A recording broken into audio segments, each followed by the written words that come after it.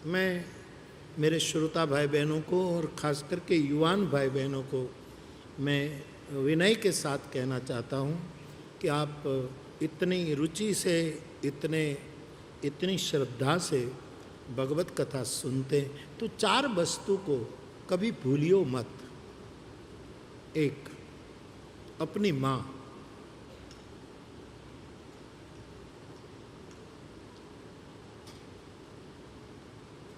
कहते हैं विचारक लोग कि परमात्मा सबके घर में व्यक्तिगत रूप में नहीं पहुंच पाता, इसीलिए सबके घर में परमात्मा ने माँ को भेज दिया है।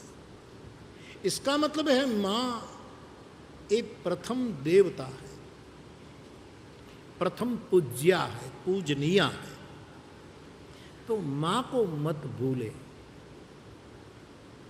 दूसरा यानी मातृ को न भूले, और दूसरा अपनी मातृभाषा को न भूले।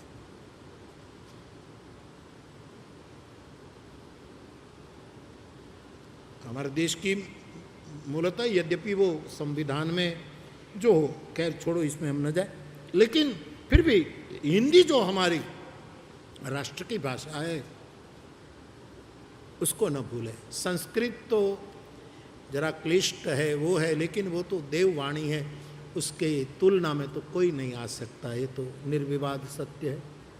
लेकिन अपनी जो मातृभाषा है, अपनी राष्ट्रभाषा, फिर प्रादेशिक भाषा है, पंजाबी भाषा हो, हरियाणवी हो, मद्रासी हो, जो जो भाषाएं हैं, अपनी मातृभाषा को कृपया न भूलें।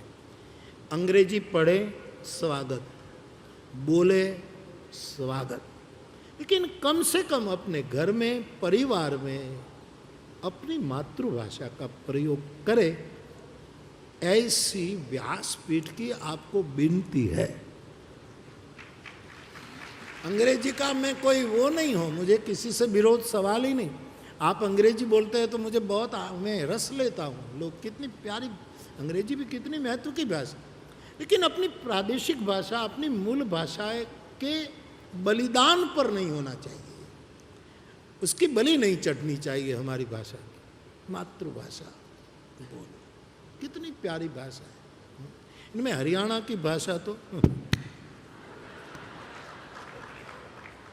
गजब की भाषा है, हरियाणवी भाषा। हरियाणवी लोग जो बातें करते हैं, कभी कभी हरियाणवी साहित्यकारों को हम सुनते हैं तो जो उसकी जो मिठास है, उसकी गजब है।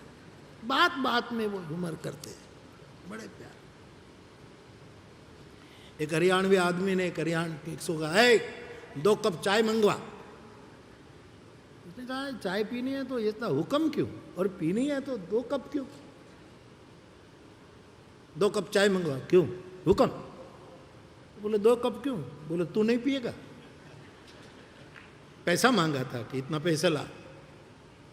उसकी बातें बड़ी प्यारी। हमारे हरियाणा के बहुत से श्रोता हैं, बहुत श्रोता है। प्यारी भाषा, मुझे आती नहीं, लेकिन आपकी भाषा सुनता हूँ तो बड़ा आनंद आता है। प्रत्येक भाषा को बनाए रखो, पंजाबी भाषा, गुजराती, बंगाली, जो अपनी भाषा की, अपनी भाषा के बलिदान पर कुछ नहीं होना चाहिए। तो मातृ को न भूले, मातृभाषा को न भूले, और तीसरी मेरी प्रार्थना, अपनी मातृ संस्था को न भूले। जिस संस्था में आपने पढ़ाई की हो, उस मातृ संस्था को न भूले, और उसके सामने इस संस्था को भी मातृवत रहने का जिम्मेवारी भी बढ़ जाती, कि वो अपना मातृत्व अक्षुण्ण रखे। मातृ संस्था को न भूले, ये जरूर।